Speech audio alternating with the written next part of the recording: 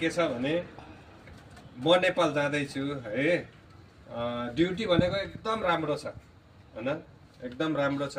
अब मैले पनि ड्युटी किनेको, बेङ्गलोरमा ड्युटी किन्नुपर्छ, त्यतिकै पाइँदैन।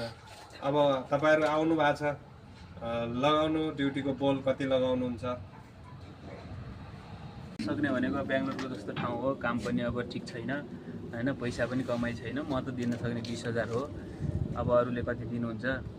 ल बाजै, म त छोरीसँग बालबच्चा भर्खरै ल्याएर आएको छु। अब नेपालबाट भर्खरै आएको छु, धेरै पैसा त छैन मसँग, त्यही सक्ने जति 40,000 जति दिन सक्छु क्या अरे। अब दाइहरूले कति कति भन्नुहुन्छ, तपाईँलाई चित्त बुझ्यो कि बुझेन? म पनि भर्खर आएको, मसँग पनि खासै केही छैन, 45,000 जति दिन सक्ला। ड्युटीमा के सर यस्तो यत्रो बोली लगाइरहेछ नि यो ड्युटीमा?